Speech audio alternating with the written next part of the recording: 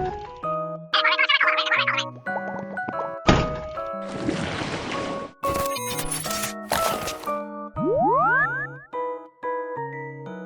everyone, welcome back to my channel. Today I wanted to talk about starting to learn a new language from scratch.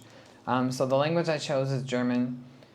The only experience I've ever had with the German language was for 2 weeks in college in like 2012 maybe. I took German. I ended up dropping it though because at the time I was learning French, Spanish, Japanese, and Chinese, and I added German as the 5th language.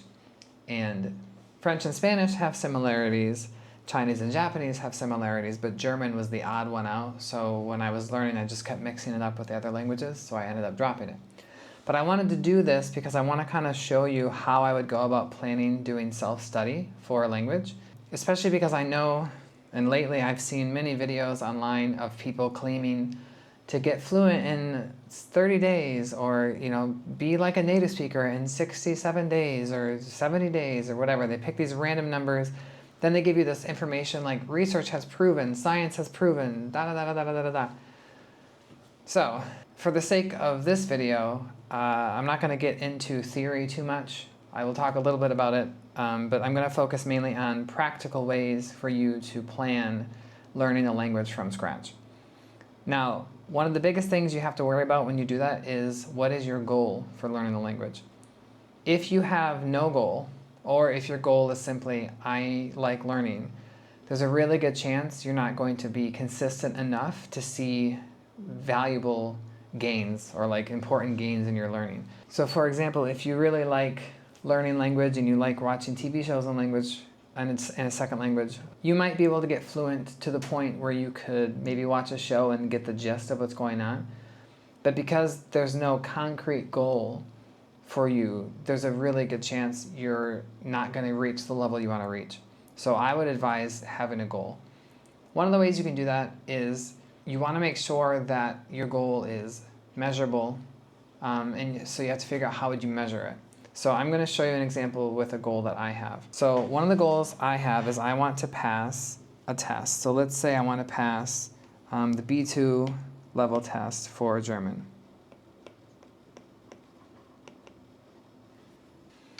Okay, so if that's my goal, then I have to think, how can that be measured? So my goal has to be measured or measurable. And it has to be time-bound. That means I have to have an expected date of when I think I will reach that goal. If I don't have a date, there's no reason for me to push myself to reach the goal. And lastly, it has to be realistic. So my measurable goal is if I pass the test. Because obviously if I pass the test, I've reached my goal.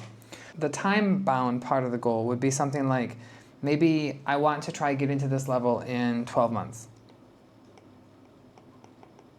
Now, if I didn't have a job and I wasn't studying for my doctorate, 12 months might be a doable goal. But I don't know how realistic it is with my life because I'm currently getting my doctorate, I'm currently doing research, and I'm currently working at a university. So getting to B2 level and being able to pass that test, I say a better time frame would be like 1.5 to 2 years.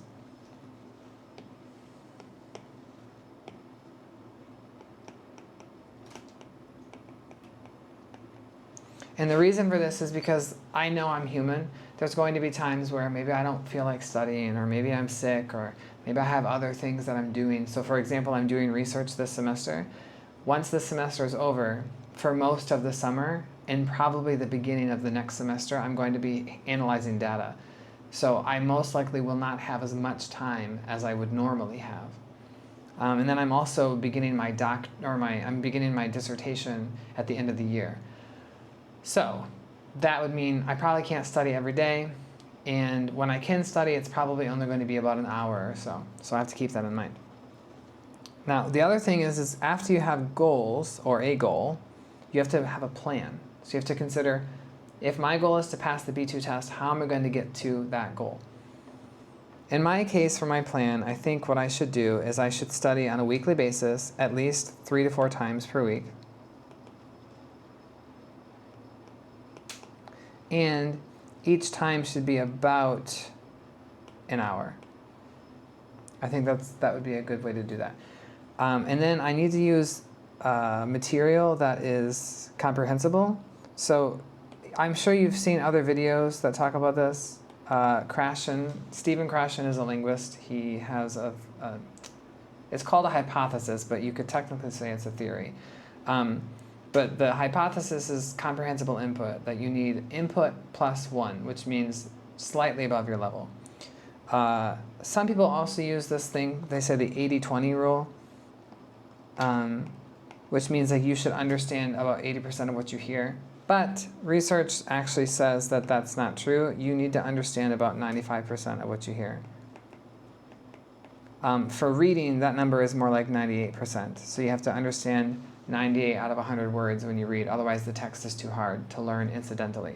What that means is, if you want to learn passively like a child would learn, you have to understand at least 98% of what you read and at least 95% of what you hear.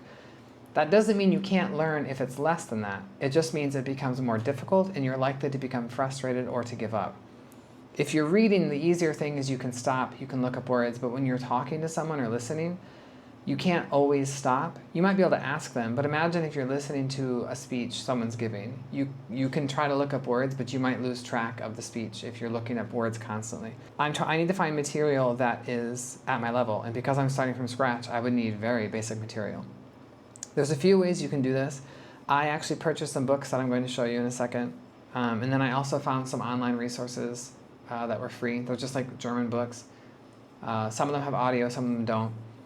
You could always use things like ChatGPT, and if you needed to do like pronunciation stuff, Google Translate can read it. A lot of things on the web, like on the internet, would give you resources to be able to do that. You can always also use like flashcards. So I was looking at Anki decks to download for the first 1,000 like high frequency words. If you're ever interested in looking into like vocabulary learning, Paul Nation is one of the leading experts on it. And I say this because if you go to YouTube and look up vocabulary learning by regular people, they might give you some decent advice, but a lot of times they're just trying to sell you something, and normally it's not that great. Like I just watched a video earlier today where somebody was saying like, linguists and researchers have known this secret and they haven't shared it with there's no secret, okay? People say that because they're trying to convince you that they've learned the secret and they're going to share it with you, which honestly sounds like a cult because that's what cults do. But there's no like secret to language learning. As with all types of learning, we know that consistency is key, and we know that motivation is key, and we know that it has to be something relevant to you, and it has to be within your realm or within your grasp for learning. If it's too far above your level, no matter what it is, you're not going to be able to succeed at doing it. Imagine if you wanted to learn, your body to learn how to lift weights. So mentally you know how to do that, but your body needs time to adjust to the weight. If you started with 100 kilograms, when you've never lifted before, you will injure yourself, right? You have to like slowly get up to that. And when you want to build, you want to lift just above what is comfortable, right? You want to actually feel that pain. Pain is gain kind of thing. It's the same thing with language learning. So you want to make sure that you can scaffold. And that's one of the other things. So if I'm going to be learning, I have to be able to scaffold my learning. This can be done in a few ways. One of the things is if you take a class, the teacher can scaffold for you. That doesn't mean they always will. I know some teachers, they don't know how to scaffold very well, but if you don't have a class, what you can do is there are certain apps online. I was just looking at one, I think it's called LingoPie, I think. Like if you watch TV shows, they can put the show with the subtitles on. And the subtitles, they will actually write what the person is saying. So if you've ever watched foreign movies and you watch the movie with the subtitles in the foreign language, you might notice that what they're saying and what's written is not the same thing. Unless you're learning Chinese, because Chinese always has subtitles and it always writes exactly what people say. So that's one of the nice things about learning Chinese. But we're not learning Chinese today, we're learning German. There are ways to kind of get help on your own. Like I said, if you have a class, a teacher, or if you have like a language partner, that can help you. But talking with people, and I've mentioned this in other videos, just because people speak a language doesn't mean they're good at teaching it, and doesn't mean they're going to help you learn it. So you have to consider that. Some people are going to be better at explaining things than others. Some people are going to be good at trying to help you get to understanding something that you don't understand. And some people don't want to do it. They don't want to waste the time of day. So that all depends on you.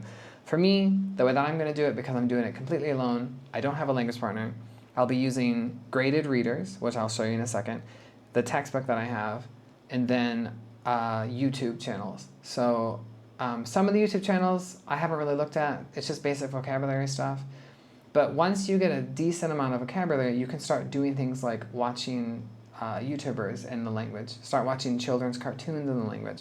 Now, obviously, don't go overboard, because if you watch something too difficult, you're not going to be able to, understand it. So, like, don't watch the news, especially if you're starting from scratch. Okay, so then here, I want to talk a little bit about fluency before I move into looking at the books with you. So when you watch videos of people saying, I got fluent in this language in 30 days, the implication they are suggesting is that they sound like a native speaker, which is bullshit. And anyone who says that to you is a liar and should not be trusted. I just watched a video of a guy saying that he's fluent in French, Spanish, Arabic, and Mandarin. And then he has shots, like, I don't know, 5 to 10 seconds of each language where he's saying a sentence in, a few sentences in the language. And then it's like, wow, how amazing. It's like, yeah, he speaks those languages, but you don't know what he did when he prepared for that video. And if you notice, when he speaks in the video, which I'm not going to show the video, but I'm sure you've seen other videos like this, they usually edit themselves. So they'll say something, stop, edit, and then go to the next, like, cut to the next one. So you have no idea how many takes they did. You have no idea if they memorized something beforehand. Like, you can easily memorize a sentence or two in a second language and sound like you know what you're talking about. And I promise you, I've heard many fluent Chinese speakers speak Chinese and they sound terrible. And I'm not trying to say that, I'm not trying to make them feel bad. It's just what I'm saying is they shouldn't sell this idea that they're fluent when there's a lot that goes into fluency.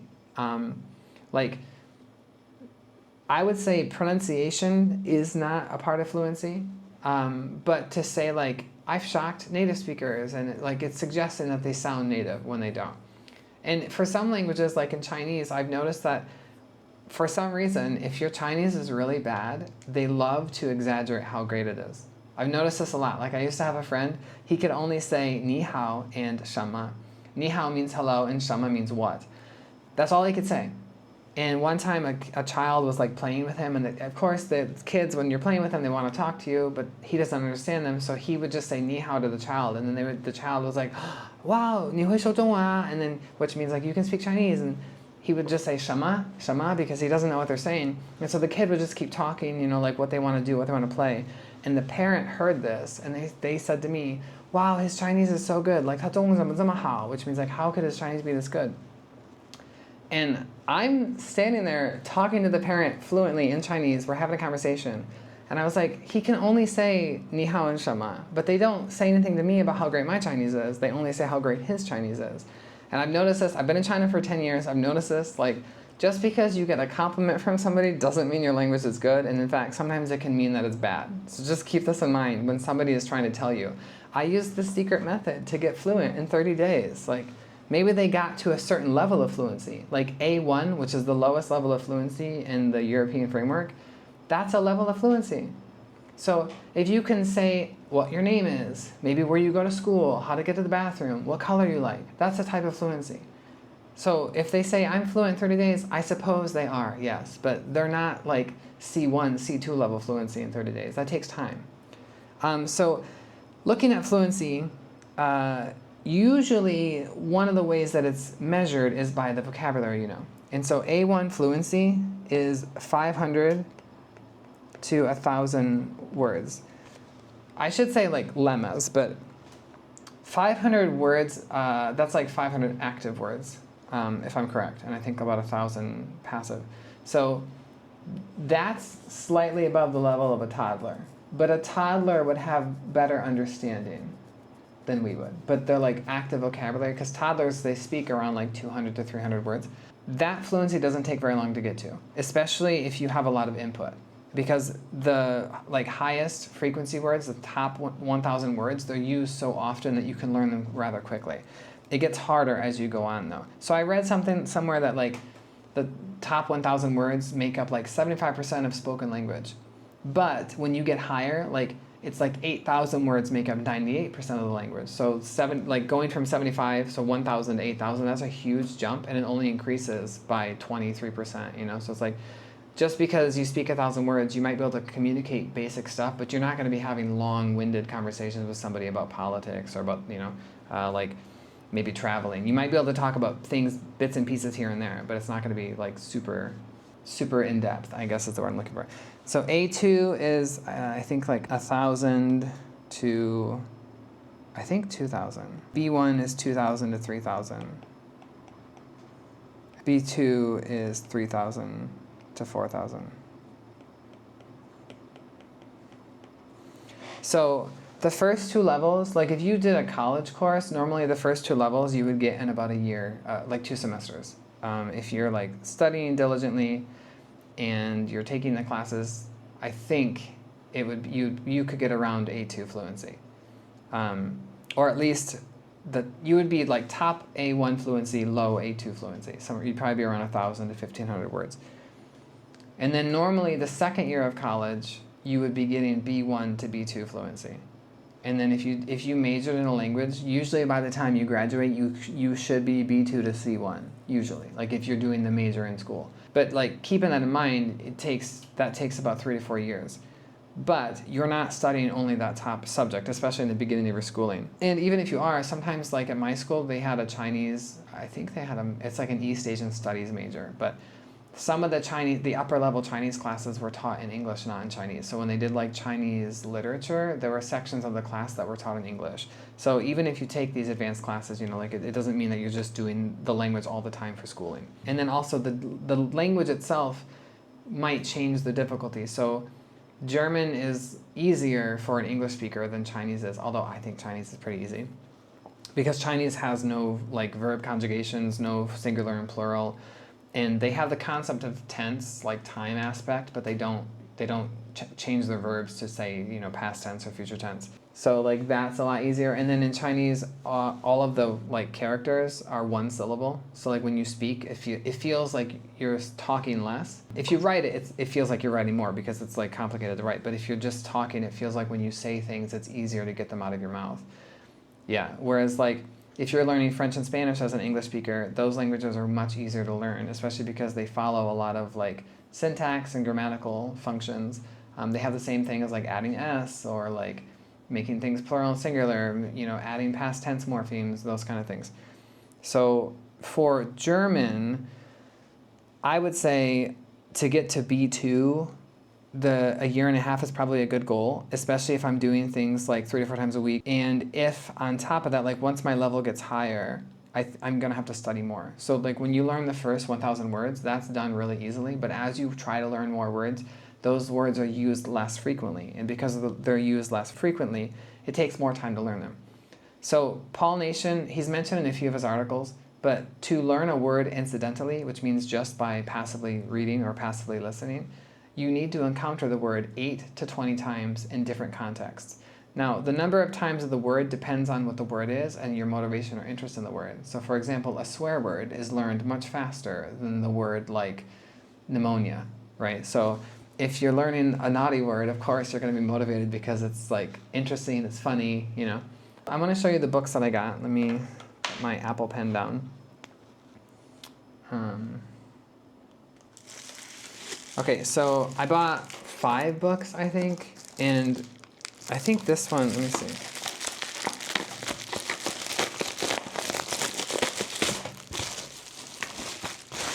Okay, these are the A1s, so I bought A1 books. Now, I bought these on Taobao. Taobao is kind of like Chinese Amazon, but it's super cheap, Like, so this book was 30 yuan.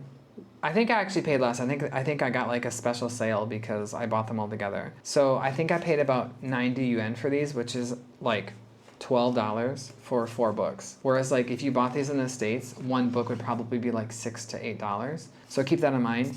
Some of these you can find online versions of them. I don't know where they would be, but I know they exist. I found other books like that before, like I can't remember where, but I have like a folder with a bunch of like graded readers. But graded readers are one of the best ways to learn vocabulary passively because it's geared toward your level so that it's not too difficult to learn. If a graded reader is below your level, the benefit of that is it helps with reading fluency, which is also an important skill because like I speak Chinese. I can read Chinese, but I don't read often in Chinese. So when I read in Chinese, I'm very slow compared to like my English reading. So it is a useful skill. Otherwise, if you have it at your level, that's the best way to learn vocabulary. If it's above your level, you can do that, but then it becomes a little more complicated. And if it's too complicated, it can be demotivating. So we'll look at these in a second. I wanted to see the other book, which is the lower level. The other book that I got is like A0, which means it's like very, very, very elementary. Oh, they tape the sides too.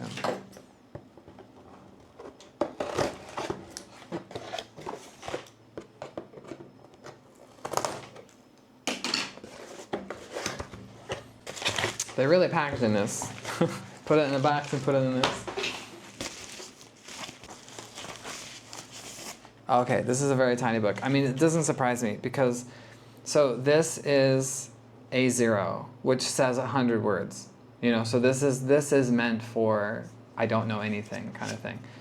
It looks a little bit like a children's book, and there is there, it says there's a listening thing on it. Oh, they have an app. So I download the app, Eli Link, and then you scan the cover of the book, and then it will let you, it'll like do the reading for you so that you can practice with listening. Yeah, so it looks like this. It's a story, it's Aladdin. So one of the nice things is I already kind of know that story, which means it'll be easy to understand what's going on. I don't know if this has changed from the like Disney movie or the actual story of Aladdin, but it does help me understand a little bit.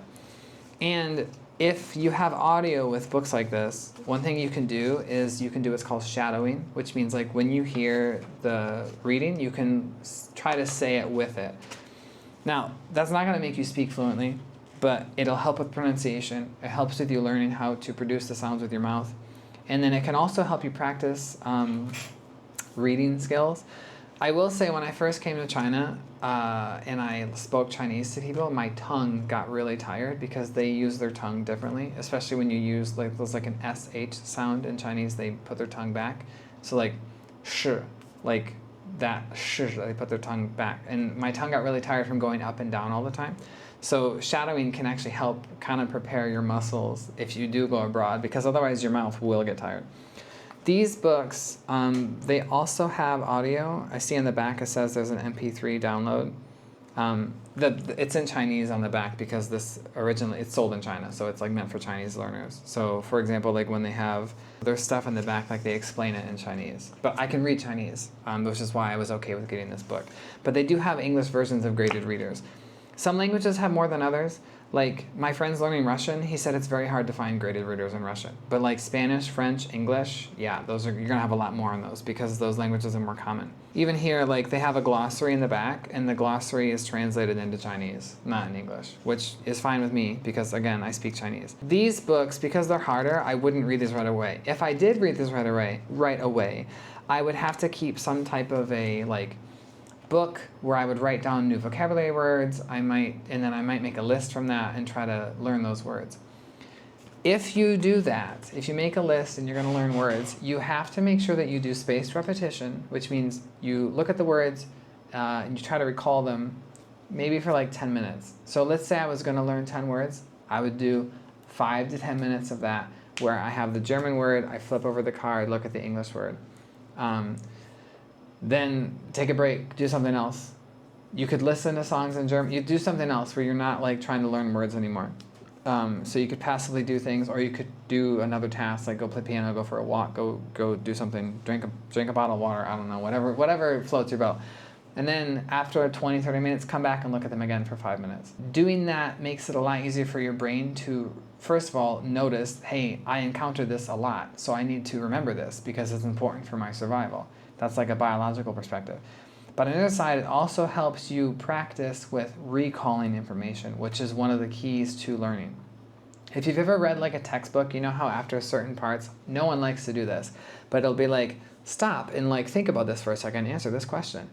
That's supposed to help you recall what you just read. And it has been shown in science to be beneficial for remembering things. I don't say proven because social science doesn't prove things, and I know this because I'm a researcher. Social science finds evidence to either support or refute something, but there is no concrete evidence in social science to say we know for 100% fact this is true all the time. So like, for example, if we say like, we know that immersion works.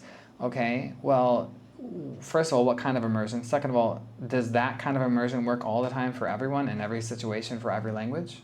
You know, like some languages are easier to understand. Like as a native English speaker, I can go to Spain and hear some words that if I know the sounds are different, I can tell, hey, that sounds like English. Like, you know, there's certain things you can do with languages. German is the same way. Like, you know, or French, like color, couleur, like, okay, like that's not very different. You know, like forêt is forest. So like, there's certain things like that I think people, when they talk about immersion, they don't realize there's a lot of factors that go into it. Plus, and I mentioned this in another video, there is plenty of research that shows immersion is not effective. So if it's been proven, how would any research ever find that? And if it's been proven, people would stop studying it because it's been proven. We would move on to new things. So if you ever watch a video and somebody tells you, this scientifically proven fact, blah, blah, blah, blah, blah, blah, they're probably lying. They're probably lying. And if they're not a researcher and they're not somebody who like studies this for their living, they probably found 1 or 2 articles that said something about it, but that's a very biased opinion because when all research is limited, so if a study says, we found that this was true, you need to look at other studies. What did they find? How did they replicate the study? Is it replicable? Because if it's not replicable, then you can't say it's proven anything because you can't repeat it, right? So all things to keep in mind when you're doing this. I am going to be doing this. I have a calendar. I'm going to show you what I plan to do with this on my calendar. And I kind of want to, I'll give you like updates, I don't know, maybe like monthly updates. I don't want to update too often because then it'll seem like I'm not learning anything at all. So I will be doing updates, and I want to try to help with motivating you for learning the language. So let's see. This is a calendar from this month.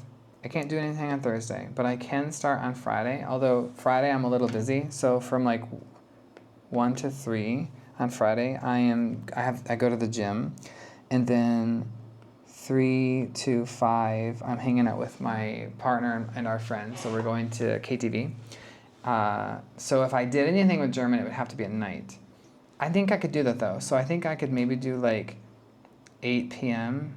somewhere around there. Or if I get up early enough, that's a big if. If I get up early enough, I could do it in the morning. So maybe say like 10 to 11 in the morning. Saturday, if I did another hour, I think I could do, well, Saturday we're going to see apartments, I should say, not houses. So 10 a.m. we're going to see apartments. That'll probably take an hour or 2. And then noon, I would eat lunch, right? So I could probably, well, then I also am going to play games with my friends. Let's say I do like 3 p.m. to 4 or somewhere around there, right? Sunday, probably won't do anything because I have to plan for research. My students are taking a test next week. That's a part of my study, so I won't be able to, I have to prepare that. Monday I have class, so I can only do in the afternoon. So if I did like 4 to 5. Tuesday is a no-go, I have class all day. Wednesday, same thing, I could do 4 to 5. And then Thursday, I could also do 4 to 5, unless I have a meeting. I probably don't though, but it varies every week. Yeah, so like setting up this kind of schedule. So if you notice, like I could do 1, 2, 3, 4, about 5 days a week. I think that's a pretty reasonable goal. People who try to do like every day and you try to like, it is possible to do it, but in my opinion, it sets you up for failure because it's kind of like exhausting to do it like that. Especially if you say like, well, I'm gonna set 5 hours a week, and you try to space it throughout the week. If you miss a day, you can try to make it up on another day by adding 20 minutes to your thing or adding 30 minutes to your thing, you know. That's my plan right now for what I'll be doing. I think maybe after a few weeks I can try to post another video of me practicing talking in German and trying to show you like what I've learned so far. Or like giving you feedback on what I think about the books. I do kind of want to go through some of the books, so maybe I'll look at like a chapter or something to show you what they look like, because I think they don't look bad. Some of the books like here, they have exercises. I don't always do the exercises. Sometimes, so I'm getting my doctorate in second language instruction, and sometimes exercises, they're very like surface level. So they're not trying to get you to see if you understand anything, which is silly because the point of any communication is you need to understand the message. So sometimes I don't do it. But if you like doing this kind of stuff, it's not going to hurt your language learning. It just might not be as effective as other things. But here they also have things like verb conjugations. So I think these kind of books, especially these, I have Chinese ones. The Chinese ones don't do stuff like this. Although I guess they don't have verb conjugations, but they don't really talk about grammar in the books, where these ones do. So these are kind of nice because I would say they could also make up for a textbook. So like if you don't have a textbook and you bought something like this, I think that it could be pretty useful. This is from, these are printed by a Chinese publisher. This is Shanghai Foreign Language Education Press. But I know these exist in other like other areas. I know that there are other graded readers.